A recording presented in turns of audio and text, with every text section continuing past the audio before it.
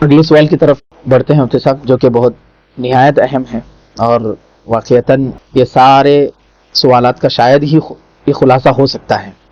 مکتب کا نصاب کیسا ہونا چاہیے؟ مکتب کا نصاب کیسا ہونا چاہیے تو مختصر یہ ہے کہ مکتب کا نصاب ایسا جامع ہو جی جس میں دین کی تمام ضروری معلومات شامل، مثلاً قرآن، جی تجوید کے ساتھ بچوں کو قرآن، زندگی گزارنے کے آداب جس میں دعائیں اور سنتیں اور احادیث، اور ایسے ہی سیرت، اردو زبان بچوں کو مکتب کے ذریعے سے آ جائے، جی عقائد پر بچوں کی اچھی گرفت ہو جائے، یہ سارے جو اہم اہم امور ہیں، مسائل بچوں کو معلوم ہو جائے، ضروری تمام کے تمام۔ جتنا دین سیکھنا فرض عین ہے ایک مسلمان پر، اس کے لیے جامع نصاب، تو مکتب کا نصاب ایسا ہو اس میں یہ ساری چیزیں آ جائیں۔ اتنی ساری چیزیں ایک وقت کیسے پڑھیں؟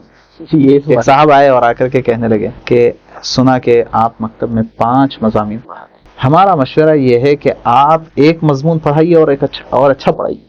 تو میں نے کہا کہ نہیں، ہم 5 مضامین پڑھائیں گے اور اچھا پڑھائیں گے، یا یہ سمجھیے کہ ہم ایک ہی مضمون پڑھائیں گے آپ کو، اس مضمون کا نام ہے دینیات، مطلب دینیات کتاب نہیں، مضمون کی حیثیت، یعنی دینی تمام امور آپ کو مکتب میں پڑھا کر۔ تو بہرحال نصاب ایسا ہونا چاہیے یہ ان تمام امور کا جامع، جو ضروری امور ہے، جس کے بغیر ایک مسلمان اچھی اسلامی زندگی نہیں گزار سکتا، جس کے بغیر وہ تمام کی تمام چیزیں آپ کی نصاب میں ہونی چاہیے۔ تو وہ بچہ مکتب اتنی ساری چیزیں جیسے آپ بتا رہے اس کے اندر معاملات آئے، سب دینیات اگر بات کی جا رہی ہے، کتابیں دینیات نہیں بلکہ ایک مضمون دینیات جیسا آپ بتائیں، کیا بچے کو اس ایج میں وہ چیز ایکسیپٹیبل ہو سکتی جو آپ پڑھا رہے ہیں؟ ایکسیپٹیبل کیوں نہیں ہو سکتی؟ دیکھیے دین جتنا ہے سب لاجیکل، معقول ہے۔ فار ایگزامپل میں بعض مرتبہ عرض کرتا ہوں اپنے اساتذہ کو سمجھانے کے لیے کہ آپ بچوں کو کلمہ یاد دلا رہے ہیں، پہلا کلمہ طیب، طیب معنی پاک، لا الہ الا اللہ محمد الرسول اللہ، نہیں ہے کوئی معبود سوائے اللہ کے، رسول محمد صلی اللہ علیہ وسلم اللہ کے رسول، یہ آپ نے بچوں کو پڑھایا، بچوں نے یاد کر لیا، اس کے باوجود، یہ معلوم ہونے کے باوجود الحاد کیوں پھیل رہا ہے؟ یہ معلوم ہونے کے باوجود ایتھیزم کی ایسی ہوا کیوں چل رہی ہے؟ ہم سمجھتے ہیں مکتب میں بچوں کو کیا عقائد سمجھائیں؟ ہم جب پڑھتے تھے چھوٹے ہی تھے مدرسے میں، اشرفی تعلیم، اشرفی قاعدہ اور اشرفی تعلیم بالکل بیسک کتابیں، اس میں ایک مضمون شروع میں پہلا مضمون تھا، یہ کرسی کس نے بنائی؟ اچھا، یہ کرسی بڑھائی نے بنائی، یہ کرتا کس نے سیا، یہ کرتا درزی نے سیا، یہ فلاں فلاں، کئی چیزوں کے بارے میں سوال۔ جی، اب اس کے بعد یہ سوال تھا کہ جب یہ کرسی بغیر بنانے والے کے نہیں بن سکتی، کرتا بغیر درزی کے نہیں سل سکتا، یہ سب لے کر کے پھر یہ زمین و آسمان، یہ چاند و ستارے بغیر کسی بنانے والے کے کیسے بن سکتے ہیں؟ جی، میں یہ آپ کو ایک ایگزامپل دے رہا ہوں کہ بچوں کو ایمان سکھانا الگ ہے، کلمہ سکھانا۔ ہم کہتے ہیں کہ مکتب کے اس چھوٹے سے بچے کو کلمے کے ساتھ ساتھ یہ سکھایا جائے کہ اللہ کون، یہ سکھایا جائے کہ اللہ ہے کہ نہیں، یہ بتایا جائے کہ اگر اللہ نہیں تو یہ دنیا نہیں ہو سکتی، یہ بتایا جائے، اور یہ اس کے گھٹی میں بٹھا دیا جائے کہ اللہ ایک ہی ہو سکتا ہے۔ جیسے ہم نے ہماری جو کتاب ہے مکتب کا جو نصاب ہے، اس میں ہم نے اس کے لیے ایک مضمون کا رخ کیا جس کا عنوان ہم نے دیا دعوت فکر۔ اس کا ایک مضمون جیسے اللہ ایک ہی کیوں، اچھا بچے کو سمجھانا ہے، ظاہر بات ہے جی، ایکسیپٹیبل بچے کے لیے ہو گیا نہ ہو آپ کا سوال جی۔ اس میں پوچھا گیا کہ بیٹا یہ بتاؤ کیا ایک وقت میں ایک گاڑی 2 آدمی چلا سکتے ہیں؟ تو بچہ ظاہر بات ہے، اتنی تو عقل ہے ہر بچے کو، ایڈوانس بچے کہیں گے نہیں بالکل نہیں۔ اچھا ایک وقت میں ایک کار 2 ڈرائیور چلا سکتے؟ اچھا کہے گا بالکل نہیں، بلکہ ہمارے ابو تو گیئر پہ اگر کوئی ہم ہاتھ رکھ دیے تو ابو غصہ کر دیتے، ہاتھ ہٹا دیتے، نہیں یہاں ہاتھ نہیں لگا۔ تو 2 آدمی ایک کار چلانا تو بہت دور کی بات ہے۔ تو ہم بچے سے یہ پوچھتے کہ بیٹا جب ایک چھوٹی سی گاڑی، ایک چھوٹی کار ایک وقت میں 2 لوگ نہیں چلا سکتے، تو یہ سارے عالم کے سلسلے میں آپ کا کیا خیال ہے؟ یہ زمین و آسمان، چاند و سورج کا سارا نظام ایک وقت میں 2 خدا چلا سکتے ہیں؟ بچہ کہے گا کہ بالکل بھی نہیں، بہت جلدی سمجھ میں آ گئی یہ بات جی۔ اب ان سے پوچھا جاتا ہے کہ بیٹا یہ بتائیے اگر ایک وقت میں ایک کار 2 لوگ چلائیں گے تو کیا ہوگا؟ ایکسیڈنٹ ہو جائے گا۔ تو اب 2 خدا یہ نظام چلائیں گے تو کیا ہوگا؟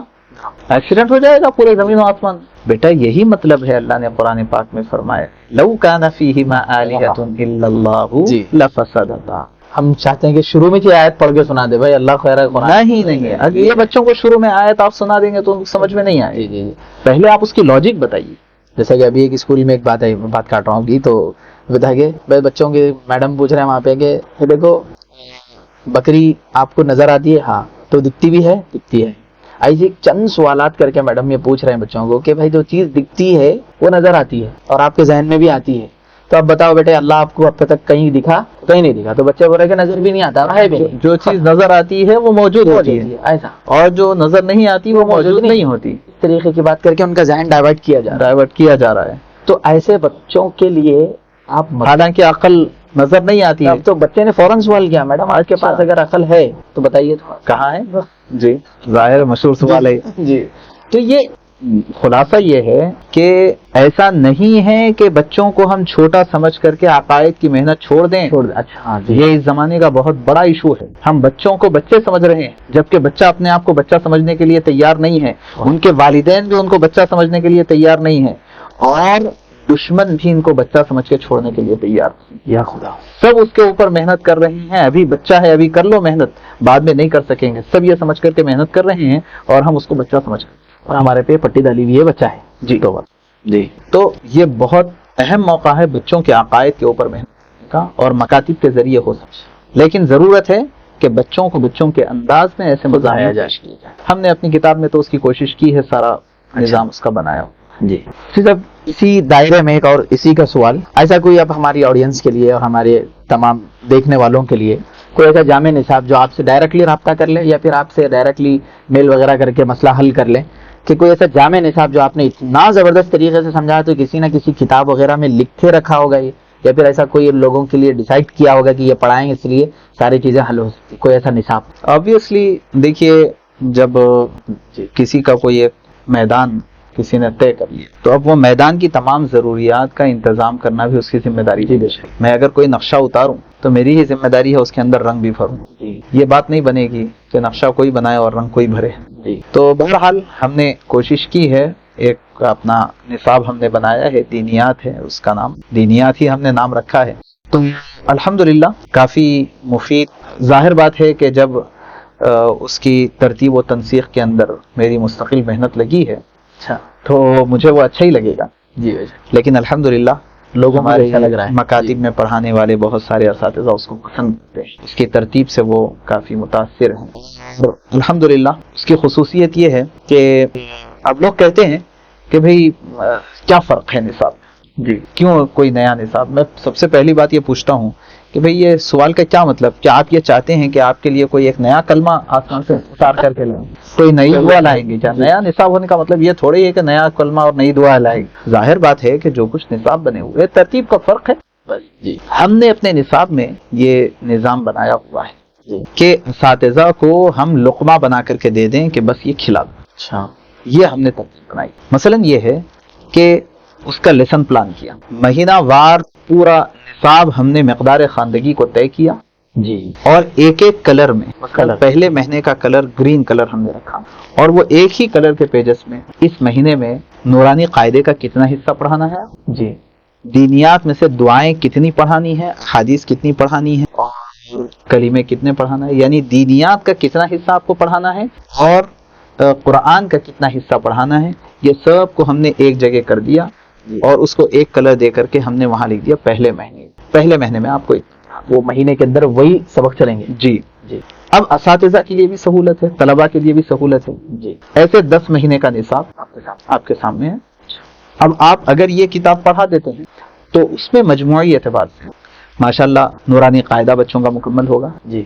پوری مشق اس میں ہو جائے گی. اس کے ساتھ ساتھ بچے تمام روزمرہ کے اعمال کی دعائیں اور سنتیں یاد کر لیں گے، سیکھ لیں گے. احادیث، ضروری احادیث، اسلام کے 5 شعبوں پر مشتمل ایمانیات، عبادات، معاملات، معاشرت اور اخلاقیات، احادیث ان کو یاد ہو جائیں گی. سیرت کے مضامین آ جائیں گے، ضروری مسائل وہ سیکھ لیں گے، عقائد کے بہت سارے مضامین وہ سیکھ لیں گے، اور ایسے ہی اردو زبان وہ سیکھ لیں گے.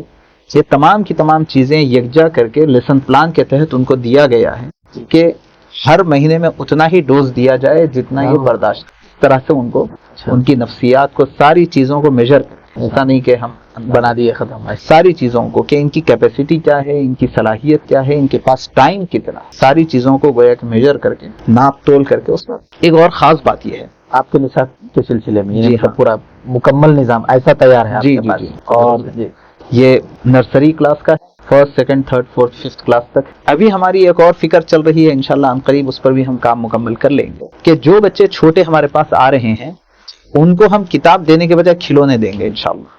کھلونے؟ ہاں، ٹوائز. اچھا. اور اس کا پورا طریقہ یہ ہے کہ بچوں کو یہ کھیل کھلانے میں ان کو بہت ساری چیزیں ہم پڑھا دیں، کیونکہ ظاہر ہے بچے تو کھیل کے عادی ہوتے ہیں، اور ظاہر ہے کہ جب ان کے کھیلنے کی عمر ہوتی ہے، جب ان کو اسکول میں ڈال دیا جا رہا اور مکتب میں لا دیا تو یہاں بھی کھیل کھلائیں گے ان کو. استاد اور طلباء سب مل کر کے کھیلیں گے اور اس میں بہت ساری چیزیں ان کو یاد ہو جائے گی. ایسے ٹوائز بنانے کی ہماری کوشش چل رہی ہے. ایک اور اہم بات جو نصاب کے سلسلے میں کہنا چاہوں گا، اور ہمارے تمام آڈینس سے بھی میں کہوں گا کہ آپ لوگ بھی اس کی فکر کریں، ہر مہینے میں ہم نے ایک عنوان رکھا ہے دعوت فکر و عمل. ہوا یہ تھا کہ ہمارے علاقے کے بڑے عالم دین ہیں حضرت مولانا عبید الرحمن اطہر صاحب، انہوں نے ایک مرتبہ مجھ سے کہا کہ مفتی احسان صاحب، میرا آپ سے یہ گزارش کرنا ہے کہ انبیاء کے واقعات کو اللہ نے قرآن پاک میں بہت کثرت سے بیان کیا، اور وجہ یہ ہے کہ وہ ایمان افروز واقعات. پھر فرمانے لگے کہ یہ ایمان سوز زمانے میں ایمان افروز واقعات کی بہت ضرورت ہے. یہی بات کچھ دنوں کے بعد مولانا عبدالقوی صاحب دامت برکاتہم کے پاس میں بیٹھا ہوا تھا، اسی سلسلے میں کچھ بات چل رہی تھی، تو مولانا کہنے لگے کہ دراصل میرا خیال یہ ہے کہ اس زمانے میں مکتب کے بچوں کے سامنے قصص القرآن اور قصص الاحادیث لائے جائیں. حدیث میں مختلف واقعات بیان کیے گئے ہیں، جیسے بنی اسرائیل کے 3 آدمی کا واقعہ جن کے اوپر ایک چٹان گر گئی تھی. ایسے بہت سارے احادیث میں جو واقعات ہیں یہ بچوں کے سامنے لائے جائیں قصص القرآن، اور اس کے ذریعے ان کی فکری تربیت کی جائے.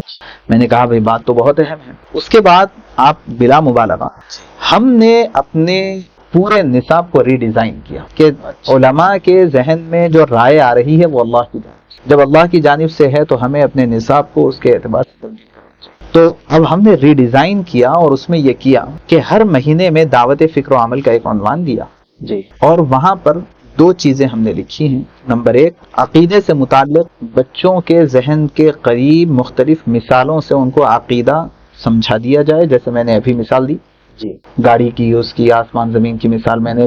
اور ایک نبی کا واقعہ. یہ بچوں کو پڑھانا نہیں ہے، ہاں یہ کیسا؟ یہ استاد کو اس کا مطالعہ کرنا ہے اور بچوں کے انداز میں اس کو ایکسپلین کرنا ہے. ماشاءاللہ. ہاں. اس کے بعد بچوں سے پوچھنا ہے کہ آپ نے اس واقعے سے کیا سبق سیکھا، نتیجہ ذکر کرنا ہے.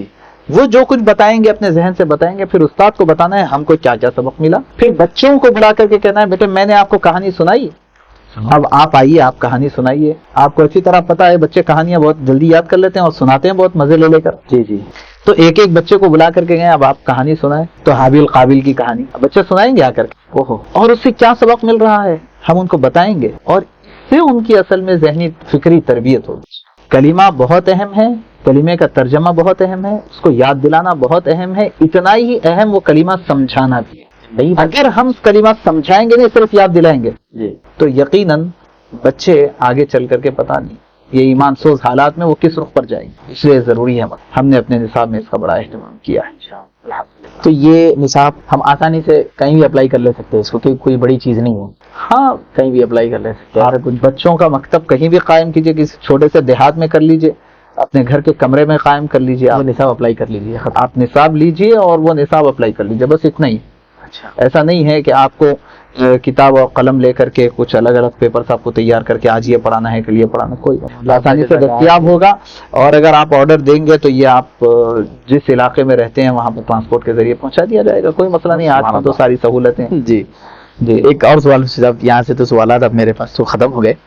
ایک لاسٹ سوال آپ سے یہ کیا جائے گا کہ اگر آپ کو وزیر تعلیم بنایا جائے تو آپ مکاتب کو ترجیح دیں گے یا مدارس بنانے کی طرف پھر سے آپ اپنا رخ بدلیں گے ادھر؟ یعنی آپ مجھے وزیر تعلیم کا خواب دکھانا چاہتے ہیں؟ ٹھیک. بہرحال دیکھیے سیدھی سی بات یہ ہے کہ مدارس کو طلبہ مکاتب سے ملتے ہیں، مدارس کو طلبہ مکاتب سے ملتے ہیں. اچھا جی. اگر میں کوئی بڑا مدرسہ بنا لوں گا تو عمارت بنانا تو میرے لیے آسان ہو جائے، لیکن میرے پاس طلبہ کہاں سے آئیں؟ کوئی زمین سے اگیں گے تو نہیں ہے، آسمان سے برسیں گے تو نہیں. جی اگر ہم پرائمری اسکولز قائم نہیں کریں گے تو یونیورسٹی اور کالج کو بچے ملیں گے کیا؟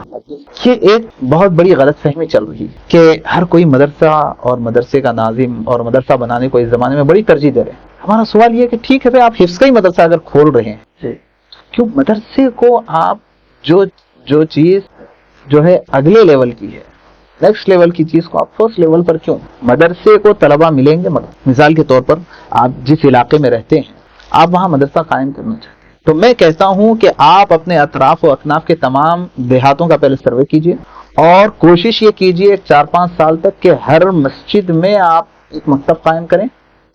یہ آپ کے پرائمری اسکولز ہوں گے سب کے سب، اور جب یہ مکتب سے طلبہ پڑھ کر کے فارغ ہوں گے اور تجوید ان کے پاس آ جائے گی، بلکہ میں تو یہ کہتا ہوں کہ مدرسے کے ناظرے کی کلاس مدرسے میں رہنے سے اچھا یہ مکاتب کی شکل میں رہنا. وہاں ناظرہ پڑھیں گے، اس کے بعد جب ان کا حفظ کا ارادہ ہوگا تو آپ کا مدرسہ تیار رہے گا. جب تو میں تو مکاتب قائم کروں گا انشاءاللہ. تو میں اس میں ایک اور سوال ایڈ کر لیتا ہوں سب، تاکہ میرے لیے واضح ہو جائے کہ اب جو حفظ اکیڈمی کے عنوان سے جو چل رہا ہے، دیکھیے اس میں کیا ہم مکتب کی جھلکیوں کو محسوس کریں گے؟ جیسا مکتب میں بھی بچہ حافظ بن جا رہا، ہماری حفظ اکیڈمی بھی بن جا رہا بچہ، تو کیا یہ دونوں میں سملرٹی ہو سکتی ہے یا دونوں الگ الگ ہیں؟ مکتب میں بھی حافظ بن رہا بچہ، ہمارے پاس بھی حافظ بن رہا بچہ. نہیں مطلب مکتب کے اندر ذرا کمی آ گئی جیسا محسوس ہو رہا. یہ لفظ کا اضافہ جب سے ہوا حفظ اکیڈمی کے نام، تو اس میں کیا فرمائیں گے آپ؟ دیکھیے، اگر آپ میرے سے یہ معلوم کرنا چاہتے ہیں کہ بچہ اسکول کی تعلیم کے ساتھ ساتھ حفظ اکیڈمی میں جا کر کے مکتب پڑھا، اگر آپ اس سے یہ معلوم کرنا تو میں بہت معذرت کے ساتھ عرض کروں، میری اس بات سے کسی کو اختلاف بھی ہو سکتا ہے،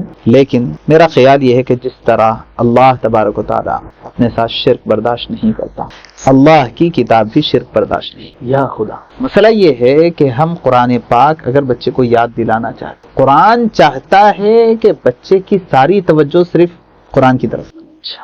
آپ کو تجربہ ہوگا کہ جو بچے حفظ کر رہے ہیں بعض مرتبہ دینیات بھی وہ یاد نہیں کر پاتے. بے شک نہیں کرتا جی. اردو کی جو گھنٹی ہوتی ہے وہ گھنٹی کو بھی وہ پورے طور پہ استعمال نہیں کر پاتے. قرآن بچے کی پوری توجہ چاہتا ہے. اس لیے میرا خیال تو یہ ہے کہ جو بچے اسکولز جا رہے ہیں وہ مکتب میں ناظرہ قرآن تجوید کے ساتھ مکمل کرے. ایک دور ہو گیا، دوسرا دور کرے، دوسرا دور ہو گیا. ہاں، جو ذہین بچے ہیں وہ اس سے مستثنا ہو سکتے ہیں. میری بات عام بچوں کے لیے. اگر کچھ ذہین بچے ہیں تو ان کی ذہانت کو استعمال کر کے روزانہ 3 گھنٹے کا مکتب چلائیں. حفظ کے لیے اگر چلانا ہے کم سے کم 3 گھنٹے، کم سے کم 3 گھنٹے ہونا چاہیے ان طلباء کے لیے جو ذہین ہے. یہ اس سے مستثنا ہو سکتے ہیں. وہ اسکول جائیں اور شام میں خالی سبق سنا لینا ہے، ان سے سبق سنا لیجئے، ختم کر دیجئے. یہ تو بہت بڑی ناکامی کی بات ہے. تو ایسے بچے مسلح پہ بھی نہیں ہے. یہ لوگ پھر اپنا کیوں ڈنڈورا پیٹا جا رہا ہے؟ حافظ قرآن کا نام لگے گا ان کو. جی، ڈاکٹر اور حافظ، انجینئر اور حافظ مسلح تک نہیں پہنچ سکتے. اور یہ جو مسئلہ ہے، لوگ سمجھتے ہیں کہ قرآن پاک یاد کرنا اتنا آسان ہے کہ روزانہ صرف سبق سنا لو، بات ختم ہو جائے گی، تو یہ کافی ہو جائیں گے ہمارے لیے. لوگ سمجھتے ہیں، لیکن ہم کو اور آپ کو پتا ہے کہ یہ قرآن پاک یاد کرنا ایک کتنی بڑی چیز ہے اور اس کے لیے کتنی محنت لگتی ہے. بچہ سبق تو یاد کر لیتا ہے 1 گھنٹے میں اور سبق سنا لیتا ہے 2 منٹ میں. جی ٹھیک ہے، لیکن وہ یاد کیے ہوئے اسباق کو یاد رکھنے کے لیے پارے سبق، جو 5 سبق اور جو آموختہ وہ سنا رہا ہے، اس کے لیے پورا دن اس کا استعمال ہو. صرف یاد رکھنے کے لیے. یاد کرنا بہت آسان ہے، یاد رکھنا بہت مشکل ہے. لوگ اس کو نہیں سمجھتے. لوگ یہ بول رہے ہیں کہ بھائی پہلے 90s کا زمانہ تھا، وہ گیا، تم لوگوں کا بچے بہت زیادہ اسپیڈ ہیں، ایک ہی بیٹھک میں سب کام کر لے رہے ہیں. اب ان کے بارے میں جب پوچھا جا رہا تو مجھے ہمارے پاس خالی سبق ہوتا بول کے بول رہے ہیں. تو یہ شرک والی ہی بات آ رہی ہے یہاں پہ. یہ جی ہاں، قرآن اپنے ساتھ کسی کی شرکت برداشت نہیں کرتا، جیسے اللہ کسی کی شرکت برداشت نہیں کرتا. جی جزاکم اللہ احسن الجزاء مفتی صاحب. بہت اہم ترین سوالات آپ کے سامنے رہے اور ہم بہت شکر گزار بھی ہیں مفتی صاحب کے کہ نہایت ہی لمبا وقت ہمارے ساتھ بیٹھے رہے مفتی صاحب اور آپ حضرات کے سامنے پوری مفصل انداز میں گفتگو فرمائی. اور میں چاہتا ہوں کہ یہ مفصل گفتگو ہم تمام ناظرین کے لیے بہت زیادہ اہمیت کی حامل رہے گی. اور میں یہ بھی امید کرتا ہوں کہ ہمارے اس پیغام کو جہاں تک ہو سکے اس کو پہنچانے کی کوشش کرے. اس لیے کہ جیسا ہی ہمارا یہ اعلان ہوا تھا کہ مفتی صاحب کے ساتھ ایک بیٹھک ہونی ہے، تو بہت سارے لوگوں نے اس چیز کی طرف ظاہر کی تھی کہ ہم لوگوں کو فوراً اس کا ایک مواد جلد سے جلد پیش کریں. ہاں، بیچ میں تھوڑا بہت کیا کہتے ہیں تھوڑی باتیں وہ بھی آ گئی جو تھوڑی ہمارے لیے مسکراہٹ کا سبب بھی بنی.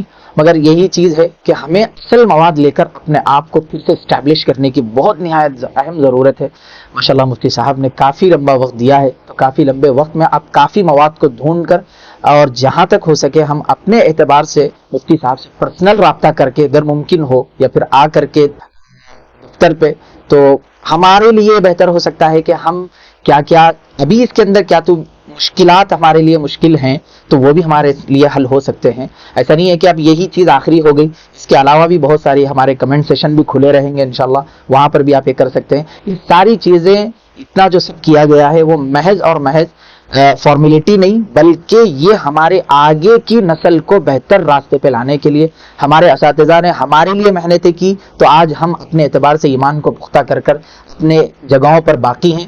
ہم نے اگر محنت نہیں کی تو بالیقین ہم ان اساتذہ کی محنتوں کو شاید ہی آسمان تک لے جانے والے باقی رہیں گے. اس لیے میں آخر میں پھر یہی گزارش کرتا ہوں کہ مفتی محترم صاحب کا ہم بہت زیادہ شکر گزار ہیں حضرت الاستاذ کے، کہ اللہ نے آپ کے اندر یہ صلاحیتیں رکھی. آپ نے ماشاءاللہ اس تمام چیزوں کو بروکار لایا اور تمام لوگوں کے لیے بہتر سے بہتر بتایا. اور اللہ پاک سے دعا ہے کہ اللہ تعالی ہمارے اس سننے کو اور یہ ہمارے بولنے کو قبول فرمائے. وآخر دعوانا الحمدللہ رب العالمین. جزاکم اللہ احسن الجزاء. السلام علیکم ورحمۃ اللہ وبرکاتہ.